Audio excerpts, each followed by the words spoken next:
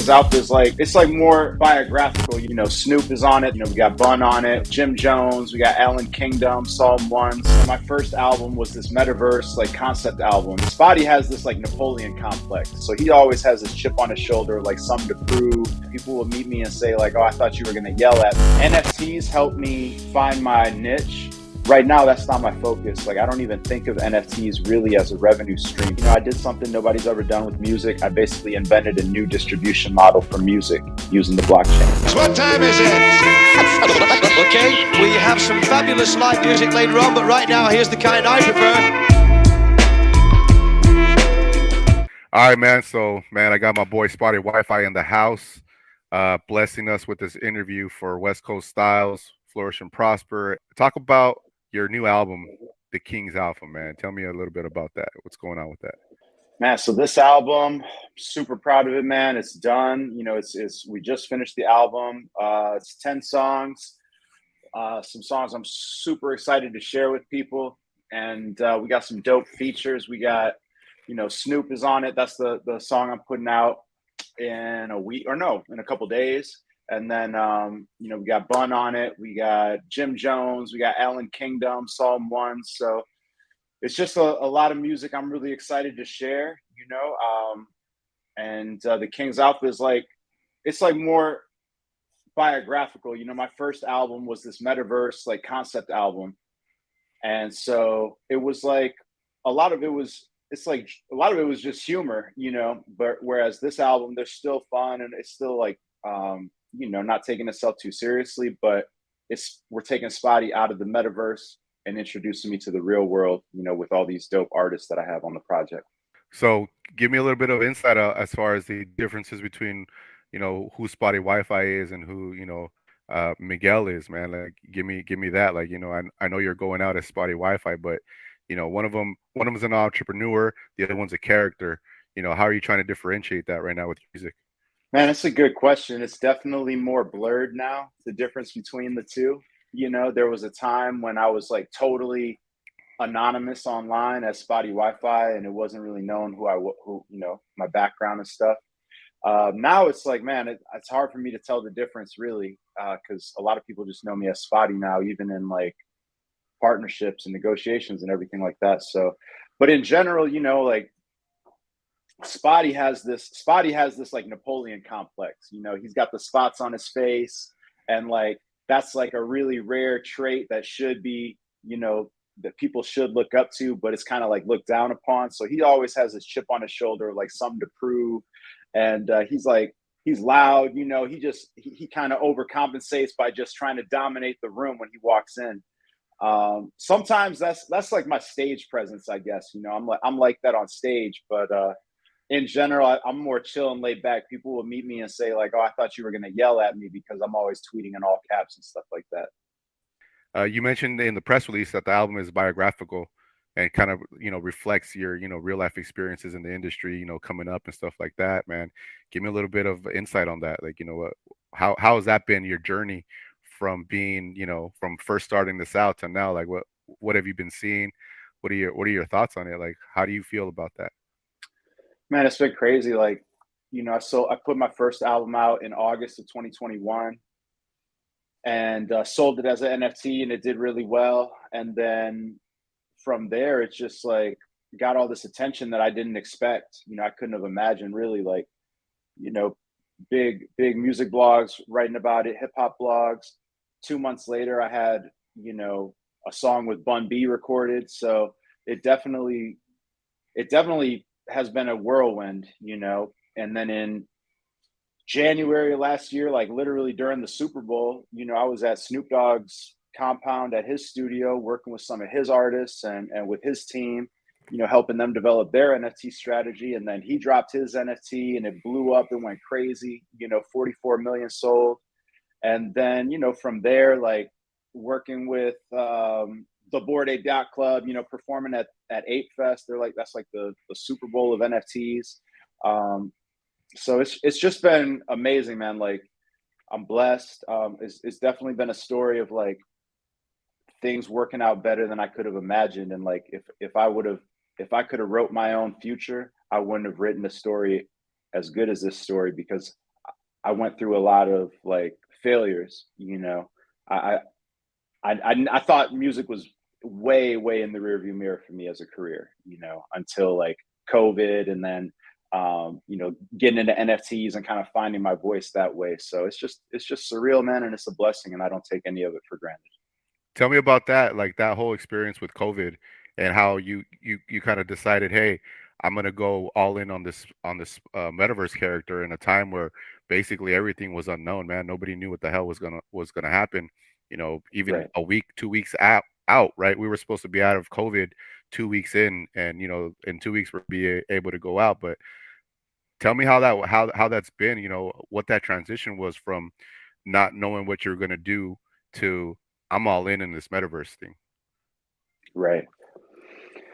Well, I was just working a regular day job, you know, and got laid off because of COVID. And so I was, you know, finding work here and there, but um, really, I just had a lot of time at home, you know, because it was like during quarantine, and so we weren't going outside too much. You know, this was like early 2021, or even in 2020. But 2021 is when I started hearing about NFTs, hearing about the NBA selling NFTs, and so that's when I got into it. I bought my CryptoPunk in February 23rd of 2021. And I was just hearing like literally billionaires talking about CryptoPunks. Mark Cuban saying CryptoPunks are priceless. They're the rookie card of NFTs, stuff like that. And thankfully I had some crypto. So I just said, okay, I'm gonna take a shot and I'm gonna buy one of these because it seems like people are talking about them more and more. And then I just was having fun with it, and I was realizing like when I had this CryptoPunk, this little picture, and I made it my profile picture on social media, I started getting more followers and stuff, and I thought that was interesting. So I said, let me do something with my CryptoPunk that nobody's done before, and that's when I started naming him. I called him Spottie Pippin, then I called him Spottie Wi-Fi, then I wrote this song called I'm Spottie. I put it out, you know, just a couple months after I bought my CryptoPunk. And it just took on a life of its own because nobody had seen. There's a lot of people that love NFTs or that are fans of CryptoPunks or the collectors, and they hadn't seen anybody do anything like this. So they were interested in it, you know, and supported it, and it just snowballed from there. So did you get a lot of early support from the CryptoPunk community? Did they like really were they really fucking with you on that end, or did you have some haters in that community too that was telling you, nah, don't do that shit. This is our shit. Like how were you received in that community? Both. You know, I definitely had and have some people that you know, love it and hate it. You know, some people think of CryptoPunks as like fine art, like the digital Mona Lisa, and it should be, you know, reserved for like rich people at the MoMA or at the Met and different museums and stuff like that. And I just think that's like a short-sighted thing. You know, as I was telling I was telling a CryptoPunk recently, I was like, you could think that, but you know, when Jay-Z was like writing Reasonable Doubt, nobody thought he was going to be performing at the MoMA, you know? So to me, it's like the same thing. So um, you could think of it as fine art. I think of it more as like pop art. So that's why I have fun creating this character with it, and creating music with it. But yeah, no, but overall, a lot of support. I get a lot of support from the CryptoPunks, and I get a ton of support from Yuga Labs, which is the company that now owns the CryptoPunks brand. Bet, bet.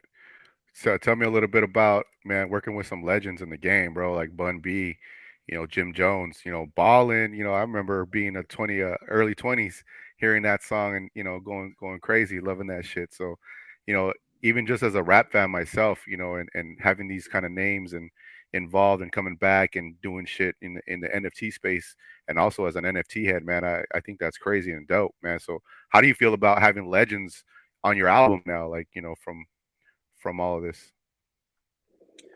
Man, that's the most surreal and craziest thing to me, you know, like and also just not even a feature. Like there was a time like where I was like, oh yeah, like features. Like I need more, I need features and stuff. But what I really found is the best thing is when you can build a relationship with the artist that you have chemistry with, and that you kind of get to know each other. And that's been what's been really cool with my relationship with especially like Bun, because I worked with Bun first, so I've known him the longest. But you know, then Snoop and his team and his son Champ, and now Jim, Jim Jones and his team. Like these guys are absolute legends, and somehow we kind of like I consider them mentors, and they're also comfortable coming to me with questions. If they have questions about like crypto or stuff like that. So it's On dope, that man. back end too, man, you're the ambassador for hip hop and crypto. Like who's come at you for some advice? Who have you worked with? I know you've done Death Row Records and you helped consult for their drop and stuff like that. But has there been any other rappers behind the scenes or even companies that have hit you up for some advice? Not including Um, myself, because I ask you for advice all the time. But anybody else, anybody that's of significance that you feel like, damn, okay, they're taking it serious. They really want to do something. They really want to build in the space. Probably the most is definitely Snoop's team. Like by far, like they've done so much, and they really like they were ahead of the game even by the time that I met that that I started talking to them. Like they were already had Snoop collecting like a lot of NFTs, like expensive NFTs. Like, and that's one of the things I always tell people is don't come in just trying to sell. Like it's easier to sell something if you've ever bought one before. It doesn't Yeah. matter if it's NFTs or cars or whatever. Like if you never bought one, if you never used it, how are you going to sell it? So that's something that, and so I feel really fortunate that like Snoop, Bun, Jim, all these guys have taken it very seriously, and it's never been. I have had a lot of artists too. I've had a lot of artists that approached me, and I would never like call them out, but like artists that I just kind of feel like they're not thinking about it long term. It feels like okay, they see dollar signs right now, especially when it was the bull market, Yep. and they just kind of want to like open a bag and hold it out the window and then just bring it back in. Versus like what's way better and more important to me is that we're like doing stuff that's helpful for the people that are going to buy your product, like for the community, and actually like doing something meaningful because it's not just a cash grab. Man, it seems like there was a time where you could do that is just open up a bag and just Ethereum and crypto would just fall in, right? Like, how Yeah. have you navigated that? I guess you could say now the bear market on NFTs and stuff. How as starting off a metaverse rapper, crypto punk rapper, what have you seen? Like, what feelings towards the bear market and what are you doing? Well, this is my second bear market. When I first got into crypto, I got in right before it crashed. I had really bad timing, just cryptocurrencies, not NFTs. So that was like end of 2017. So this time around, I'm in a much better position because I learned a lot, and you know, um, and so I'm grateful that I've been around this scenario before. But in general, I'm right now just looking at it like NFTs help me find my niche, help me find my audience. But and thankfully, I did really well in making money off of NFTs in the past 2 years. But right now, that's not my focus. Like, I don't even think of NFTs really as a revenue stream too much. If I do sell something, it's really not. It's really not because I'm trying to make a bunch of money. It's just because like, oh, this is special or this is a collectible that I think is really worth something that people should be able to purchase. More so now I think about NFTs as like that's just my core, that's my people. So I got to show up to the events, I got to show up at the parties, the conferences, and make my presence known. And more so, I'm focused on like expanding, circling out into mainstream audiences, mainstream blogs, publications, playlists, things like that. So for me, the bull market is like bear. I mean, sorry, the bear market is actually bullish for me because I had good timing and I was able to establish myself during the bull market. So now it's just like, just stay consistent, keep showing up, keep putting out dope music, dope content, videos and stuff and shows. And because the bull market will come back, it's just who's going to stick it out and who's going to continue to be here so that when it does come back and now you got millions of people trying to figure out what's up with NFTs, who's doing music, blah, blah, blah. Like I'm there. What are we gonna hear on the album, the King's Alpha? What kind of music are we looking? Or are we expecting on that? Are we expecting some hard hitting shit? Are we expecting some metaverse stuff, some R&B. Is Spotty gonna sing? Are we gonna hear some Spotty auto tune? What's the deal? There is some spotty auto tune. It's not really R&B though, but there is a little spotty R and auto tune going on. I would say, to me, I feel like the album is pretty balanced. There's no love songs on the album, no R&B, but other than that, like the sounds are. I don't think too many of the songs sound like they even came from the same teams. Really, like we've got like old school kind of sample driven, vibes. We've got like trap vibes. We've got party vibes. I'm super proud of it, man. And yeah, we definitely have like one of my other metaverse artists that I signed, Goldrilla. He's my hype man in the metaverse. He's on a couple of tracks. I had to give him the platform. But other than that, it's mostly mainstream artists that are like from the real world. Word. Goldrilla, man. Tell me about Goldrilla. Is he gonna come up with an album anytime soon, or are we working on something with that? Man, Goldrilla is my board ape. He's the board hype man. I'm trying to get him to lock in the studio, finish his album, but he likes the lady apes too much, bro. He's just been partying too much. He's out in Hollywood by you. He's been staying in the hills. So I see him all the time out there, fucking doing his thing. It's crazy, bro.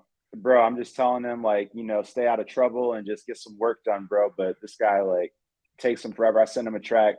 I don't get the feature back till a month later. So we'll see if we get to an album for Goldrilla. He's really got to put his work in, though. Word. All right. So tell me, as a pretty successful NFT rapper enthusiast, trying to break into the mainstream world of music and everything, what kind of advice do you have for anybody, even just the new up and comers and veterans trying to get into the game? I mean, it's like vets are seeing this new wave of things and they want to get involved, and also just new and aspiring artists, right? Like they see a new lane that's not just the record labels and distribution companies, stuff like that. What is your advice for people that want to explore Web3 music NFTs, things like that? So the very first thing, which we kind of touched on a little earlier, is get yourself an NFT first. Like, collect somebody else's NFTs, because you'll have a bunch of questions that you'll answer for yourself just by taking those steps to even figure out how to own your NFT yourself. So that's number one. That's mission number one, is like, obtain a NFT, figure out how. And if you need help, people like me and you are here even online on Twitter and Discord to help you. A lot of people will want to help you, but get somebody you trust. Because the other thing I would say is, like, be very skeptical. That's like, these are digital collectibles, or even like with cryptocurrencies, digital currencies, which means like somebody doesn't have to reach into your pocket to steal from you. They can literally, you could get stolen from if you just click a bad link, a scammy link, stuff like that. So learn about security, learn about what a cold wallet is. A cold wallet is a physical wallet, a physical little USB drive looking thing that is like having a safe, or a Brinks truck for your money. So learn about security, learn how to collect an NFT, which means you're going to have your own wallet. And then from there, like, build relationships, because the NFT community is a small community and it's a bear market right now. So it's not like you just hold out a collection plate and money falls into your lap. It's more like, now's the time to build relationships with people that make NFTs, people that buy and collect NFTs, other artists, platforms, technology people that can help you. Build those relationships and support those people, support other artists, so that when you're ready, you'll have a community and a bunch of relationships with people that hopefully want to reciprocate and support you. Word. What do you see? How do you see NFTs playing a role in music in the next few years? I'd say give me your 1 year outlook, give me your 3 year outlook, give me your 10 year outlook. How's that look for you right now, as far as the ever evolving world of music and blockchain technology? I think in 10 years, like every ticket to a live event or a concert is going to be an NFT. It's going to be a digital collectible. They might not call it an NFT, but it will be. So that's one right off the bat, live event ticketing. I would say the best thing or one of the best things that could happen for artists in terms of 10 years from now is if royalties could get paid on the blockchain, that would bring a whole lot of transparency to how much artists should get paid versus how much they do get paid. You know, a lot of times record labels operate like banks, and they control a lot of money, and they're middlemen making sure that the artist gets paid as well as other people on the artist team and things like that. And just like banks, a lot of times record labels don't love transparency, because when you're a middleman and you control a lot of other people's money, sometimes transparency is not in your best interest, depending on what you're really doing.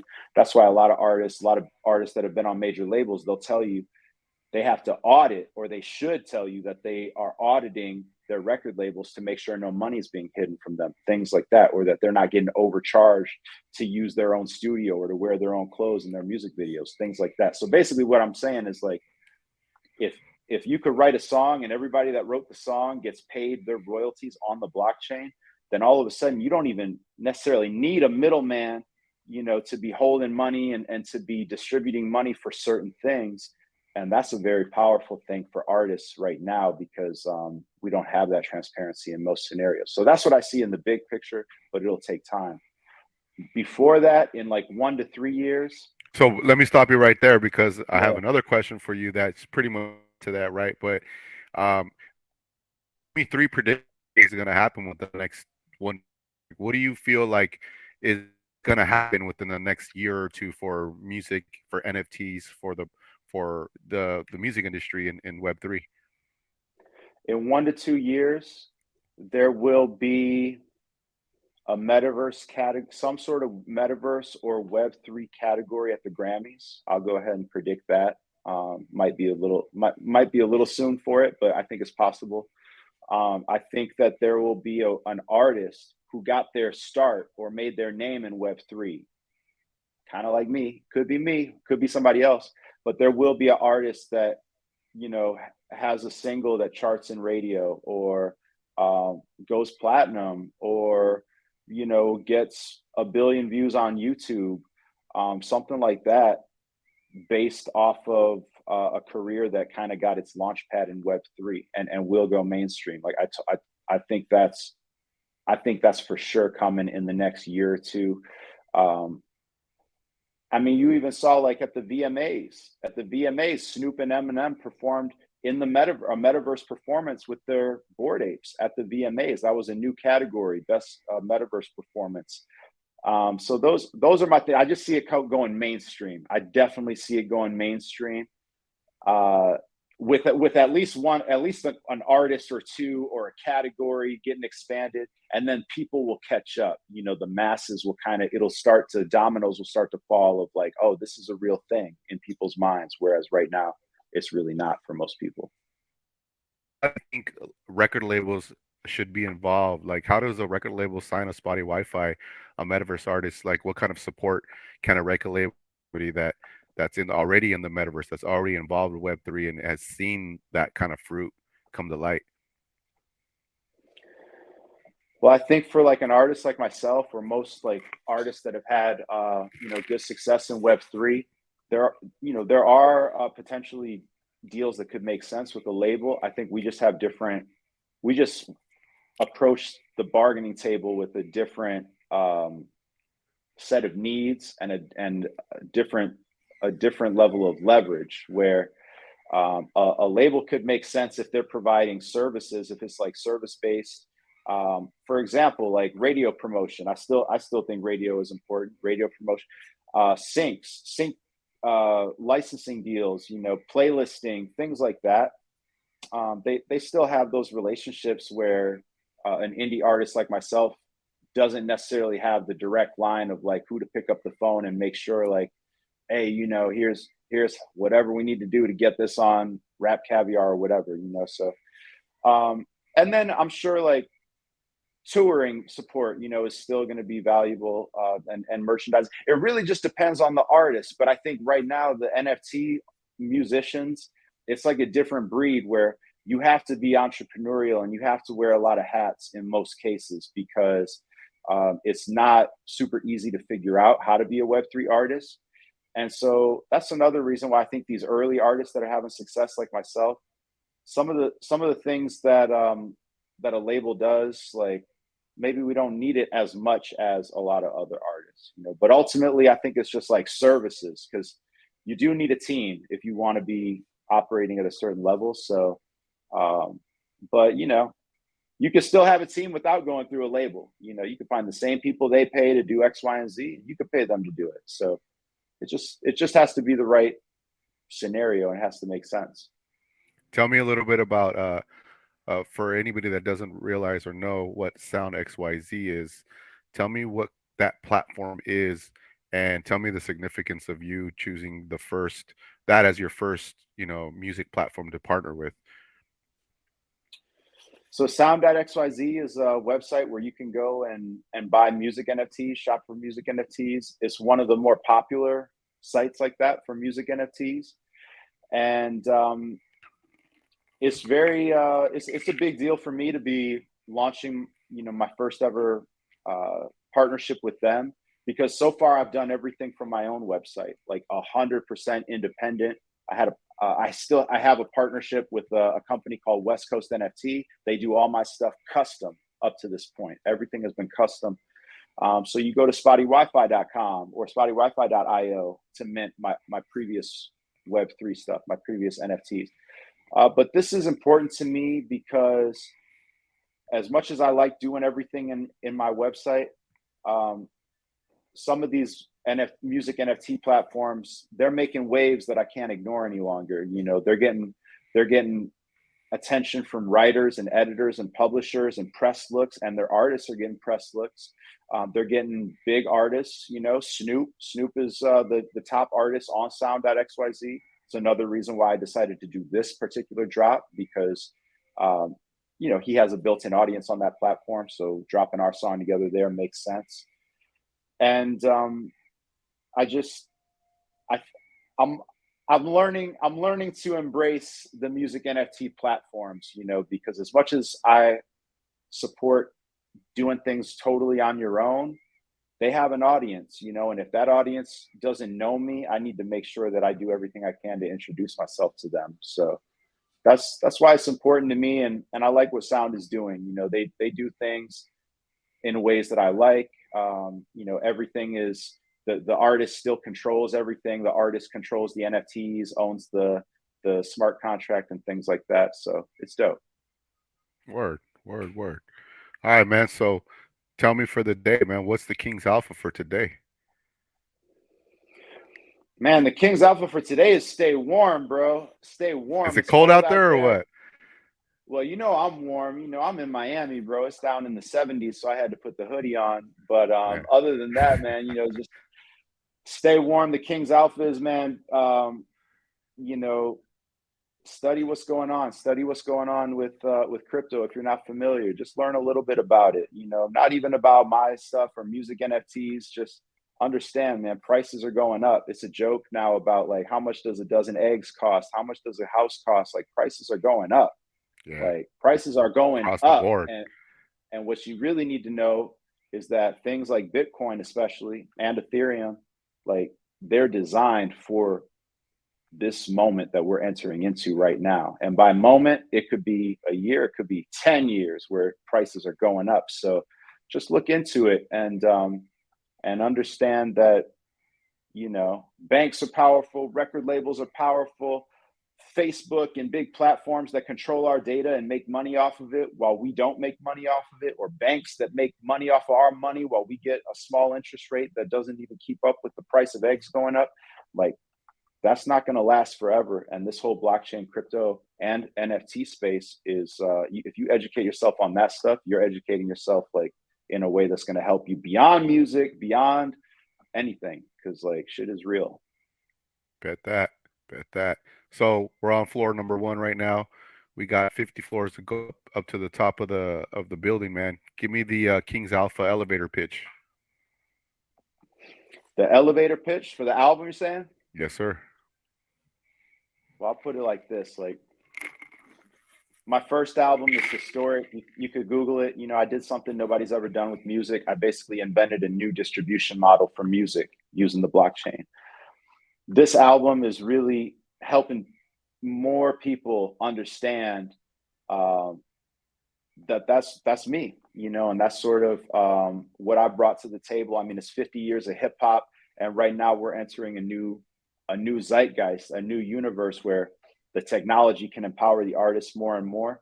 And this new album, is a milestone, and it's historic because this is where I'm showing and proving like that we're taking this message to the mainstream and partnering with Grammy winners and platinum artists and stuff like that. So I think we're going to look back and say like, damn, this was ahead of its time. And how did Snoop know? And how did Jim Jones know? And how did Timbaland know? And how did they all know? And it's like, well, the story is this, you know, this album tells the story, and that's the King's Alpha. Bet that. Bet that. Hey, man, any last words for anybody out there listening? Crypto related or not crypto related? Just signing off. Man, just, you know, the song is streaming on all platforms starting February 7th. The video's coming out shortly after that. So look out, and the album is coming in April. We got a dope rollout plan. So just keep it locked, follow me, and I appreciate you, bro. Thank you for making this opportunity. You already know. You already know. Spottie Wi-Fi, my boy. You know, hopefully see you soon, man, out here in LA. Prosper No all year doubt, no long. doubt. Thank you for rocking with me, man, all the time. You already know, bro. Likewise. What time is it? Okay, we have some fabulous live music later on, but right now here's the kind I prefer.